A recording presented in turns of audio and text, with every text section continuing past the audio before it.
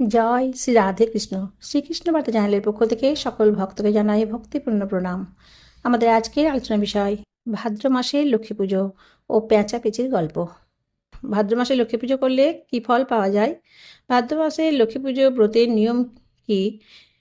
ভাদ্র মাসে লক্ষ্মী পুজো করতে হলে কি কি উপকরণ প্রয়োজন?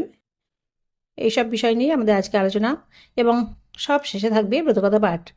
আপনাদের কাছে আমার বিশেষ নিবেদন, সম্পূর্ণ ভিডিওটি প্রথম থেকে শেষ পর্যন্ত দেখবেন। যদি ভালো লাগে তাহলে প্লিজ একটি লাইক করে দেবেন। শুরু করছি আজকের আলোচনা, ভাদ্র মাসে লক্ষ্মী পুজো ও পেঁচা পেঁচির গল্প।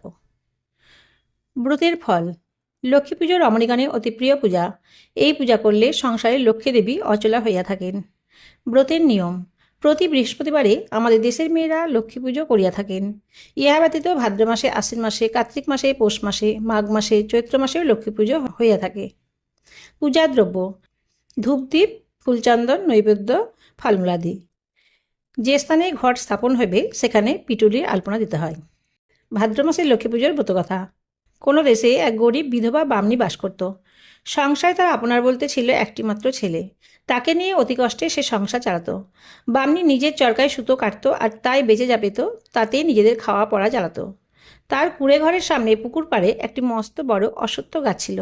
দিনের বেলায় ছেলেটি খেয়ে দিয়ে গাছের তলায় আপন মানে রোজ একলা খেলা করত।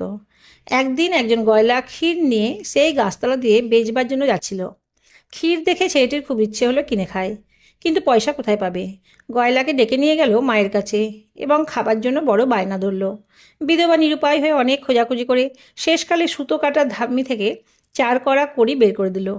ছেলেটি তাই নিয়ে আহ্লাদে আটখানা হয়ে গিয়ে গয়লাকে বলল, এই নাও দাম, আমাকে এবার ক্ষীর দাও। গয়লার মনে কেমন একটু দয়া হলো। সে মাত্র 4 কড়া কড়ি নিয়ে তাকে খানিকটা ক্ষীর দিয়ে বলল, যাও বাবা, কড়ি দিয়ে কেউ ক্ষীর খায়? পয়সা লাগে, বুঝলে? এই ক্ষীর নিয়ে খাওগে এখন। ছেলেটি অমনি ক্ষীর নিয়ে সেই গাছতলায় গিয়ে খেতে লাগলো। এমন সময় সেই গাছে দুটো পেঁচার ছানা খিদের জন্য খুব চেঁচামেচি করতে আরম্ভ করলো। ছেলেটি বুঝতে পেরে ছানা দুটিকে গাছ থেকে নামিয়ে এনে নিজের ক্ষীর থেকে খানিকটা খাওয়ালো এবং পরে গাছে রেখে এলো। সন্ধে হতে পেঁচাপেচি বাসায় ফিরে এসে দেখে ছানা দুটি চুপ করে বসে আছে। তখন তারা বলল, কী রে, আজকে তোরা চুপ করে আছিস যে? বড় খিদের জন্য কোনো শব্দ করছিস না? কি হলো তোদের? ছানা দুটি তখন বিধবা ছেলেটির কথা বলল যে সে তাদের আজ ক্ষীর খাইয়েছে। পরে তারা বললে, মা, বিধবার ছেলে ভারী গরিব, তাদের কিন্তু তোমাদের উপকার করতে হবে। বেশ, আবার যখন ছেলেটি আসবে তখন তোরা তাকে ভোর রাতে গাছতলায় আসতে বলিস। আচ্ছা, ছানা দুটি উত্তর দিল। পরদিন বিকালে যখন ছেলেটি আবার এসে গাছতলায় খেলা করতে লাগলো, তখন ছানা দুটি তাকে খবর দিল ভোরে আসতে। ছেলেটি ঠিক সময়ে আসতে পেঁচাপেচি তাকে ডেকে বললে, বাছা, তোমার উপকার আমরা ভুলব না, তবে আমরাও তোমার কিছু উপকার করতে চাই। আজ তোমাকে এক জায়গায় নিয়ে যাব। সেখানে গেলে যখন তোমাকে কেউ ধনরত্ন দিতে চাইবে তখন তুমি তা নিও না, বরং বলবে, আমি শুধু তিল ধুবড়ি চাই। এখন তুমি আমার পিঠে চড়ে চোখ বুজে থাকো। ছেলেটি পেঁচির পিঠে চড়ে চোখ বুঝতেই পেঁচি হাওয়ার মতো জ্বলে উঠতে লাগলো আকাশে, এবং কয়েক মুহূর্তেই স্বর্গে লক্ষ্মীনারায়ণের কাছে গিয়ে হাজির করলো তাকে। তারপর তাকে চোখ খুলতে বলতেই চোখ মেলে সে চেয়ে দেখল এক অপূর্ব রত্ন সিংহাসনে লক্ষ্মী জনার্দন বসে আছেন। সে তাদের ভূমিষ্ঠ প্রণাম করে একেবারে একধারে চুপ করে দাঁড়াতেই লক্ষ্মী বললেন, বাছা, তুমি কে? কোথায় তুমি থাকো? এখানে কেনই বা এসেছো? ছেলেটি বলল, মা গো, আমরা বড় গরিব, আমাদের দুঃখ দূর করে দাও মা, আমি আর কিছুই চাই না। লক্ষ্মী তখন তাকে নিয়ে গেলেন স্বর্গের রত্নভাণ্ডারে এবং যা যা তার নিতে ইচ্ছা হয় তা তুলে নিতে বললেন। ছেলেটি বলল, না মা, আমি এসব কিছুই চাই না, আমি তোমার কাছে তিল ধুবড়ি চাই। লক্ষ্মী মুচকি হেসে বললেন, বেশ, এই নাও তিল ধুবড়ি, একে নিয়ে গিয়ে রোজ খুব ভক্তি ভরে পুজো করো, তাহলেই তোমাদের সব দুঃখ দূর হয়ে যাবে। আবার প্রণাম করে ছেলেটি পেঁচির পিঠে চড়ে চোখ বুজে বসতেই পেঁচি তাকে নিয়ে উড়ে নেমে এলো সেই গাছতলায়। ছেলেটি দৌড়ে বাড়ি গিয়ে বিধবাকে সব আগাগোড়া বলল এবং তিল ধুবড়ি পুজো করতে বলল। বামনী তার পরদিন ভাদ্র মাসের বৃহস্পতিবার এবং তিথি নক্ষত্রের দোষ নেই দেখে লক্ষ্মী পুজোর আয়োজন করলো। সকালবেলায় স্নান করে গঙ্গা জলে ছিটে দিয়ে ও আলপনা এঁকে খুব ভক্তি করে তিল ধুবড়ি পুজো করলো। মা লক্ষ্মীর দৃষ্টি পড়ল তাদের কুঁড়ে ঘরে। দেখতে দেখতে সেই কুঁড়ে ঘর প্রকাণ্ড দালানে পরিণত হলো, আর তার সঙ্গে প্রচুর ধনরত্ন, আসবাব, ধানের জমি, মাছ ভরা পুকুর, চাকর চাকরানি, গাড়ি ঘোড়া, হাতি অবধি তারা লাভ করলো। এতকাল যে অভাব তারা ভোগ করছিল, মা লক্ষ্মীর দয়ায় এক নিমেষে তা দূর হয়ে গেল। দেশের রাজপরিবার জানতে পারল তাদের হঠাৎ ঐশ্বর্য লাভ হয়েছে। সন্দেহ করলো নিশ্চয়ই কোনো ডাকাতি টাকাতি করে তারা এত বড়লোক হয়েছে। অমনি রাজার হুকুমে লোকজন বামনির বাড়ি লুটপাট করে সমস্ত কেড়ে তিল ধুবড়িটিও নিয়ে রাজধানীতে চলে গেল।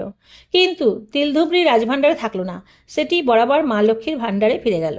কারণ তিল ধুবড়িটি মা লক্ষ্মী দিয়েছিলেন বামনির ছেলেকে, রাজাকে তো দেননি।